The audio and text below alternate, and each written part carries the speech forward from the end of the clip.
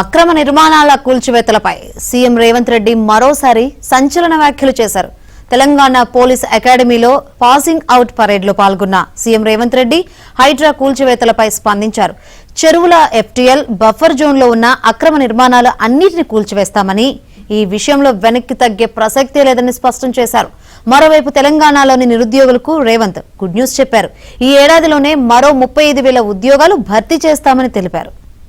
భవిష్యత్ తరాలకు అందించాల్సిన బాధ్యత చెరువులు, కుంటలు, నాలాలను ఎవరెవరో ఆక్రమించుకుంటే వాళ్ళ ఆక్రమణలో చెరబడితే ఇవాళ నగరం మీద ఉప్పెనై వరదలు వస్తున్నాయి. ఆ వరదలు ఎక్కడికి వెళ్తున్నాయి? బస్తీలో ఉన్న పేదోళ్ళ ఇళ్లకు పోతున్నాయి. పేదోళ్ళు జీవితకాలం కష్టపడి సంపాదించుకున్న ఫ్రిడ్జ్, టీవీ, మంచము, బట్టలు, కట్టుకున్న బట్టలతో సహా అర్ధరాత్రి పూట వాళ్ళ ఇళ్లకు నీళ్లు వస్తే తడిసి ముద్దై అనాథలాక రోడ్డు మీద నిలబడాల్సిన పరిస్థితులు వచ్చినాయి. అందుకే హైడ్రాను ప్రారంభించడం. హైడ్రా స్పెషల్ టాస్కే ఈ చెరువులను ఆక్రమించిన వాళ్ళను చెరబట్టాలని, చెరబట్టిన వాళ్ళ నుంచి విడిపించాలని, అలాంటి వాళ్ళను అవసరమైతే చెరసాలకు తోలాలనేది నా ప్రభుత్వ విధానం. అందులో ఎంత గొప్ప వ్యక్తులున్నా, ఎంత మహామహులున్నా వాళ్ళు చెరువులను వదలక తప్పదు. అదే విధంగా ఎక్కడైతే ఆక్రమించుకున్నారో మూసీలు, ఎఫ్టీఎల్, బఫర్ జోన్, నాలాలో ఉన్న వాళ్ళు తొలగించండి. ప్రభుత్వ భూముల్లో లేకపోతే ప్రైవేట్ భూముల్లో అనుమతి లేకుండా కట్టుకున్న వాళ్లకు వాళ్ళని ఏదైనా రెగ్యులరైజ్ చేయడానికి స్కీమ్ ఉంది. కానీ ఎఫ్టీఎల్, బఫర్ జోన్, నాలాల వాటికి రెగ్యులరైజేషన్ స్కీమ్ లేదు. ఇవ్వాలి, కాకపోతే రేపైనా వాటిని తప్పకుండా తొలగిస్తాం. వాళ్ళ పట్ల కఠినంగా వ్యవహరిస్తాం.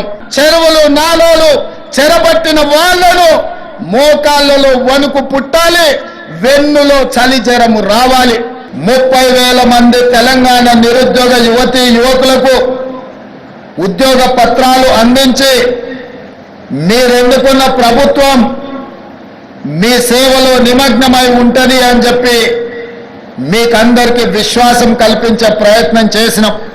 గ్రూప్ 1 కావచ్చు, గ్రూప్ 2 కావచ్చు, గ్రూప్ 3 కావచ్చు, డిఎస్సి కావచ్చు, పారామెడికల్ సిబ్బంది కావచ్చు, ఇంకొక 35,000 ఉద్యోగ నోటిఫికేషన్లు ఇచ్చి ఈ సంవత్సరం పూర్తయ్యే లోపల ఉద్యోగ నియామక పత్రాలు ఇవ్వాలి అని ప్రజాపాలన మా ప్రభుత్వం తీవ్రంగా కృషి చేస్తుంది. ఈనాడు ట్రైనింగ్ నుంచి శిక్షణ పొంది 9-10 నెలలు శిక్షణ పొందిన మీరందరూ తెలంగాణ సమాజానికి సేవలు అందించబోతున్నారు.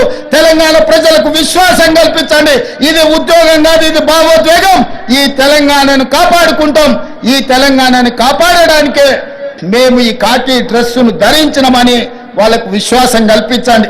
సైన్యంలో పనిచేసే సైనికులకు సైనిక్ స్కూల్ ఉందో, తెలంగాణ రాష్ట్రంలో పోలీస్ డిపార్ట్మెంట్ లో పనిచేస్తున్న హోంగార్డు నుంచి డీజీపీ వరకు సైనికులకు ఎట్లయితే సైనిక్ స్కూల్ ఉందో, పోలీసులకు కూడా ప్రత్యేకంగా ఒక రెసిడెన్షియల్ పోలీస్ స్కూల్ మొదలుపెట్టి 50 ఎకరాలల్లా అద్భుతంగా ఈ దేశంలోనే అత్యంత నాణ్యమైన విద్యను అందించే బాధ్యత తెలంగాణ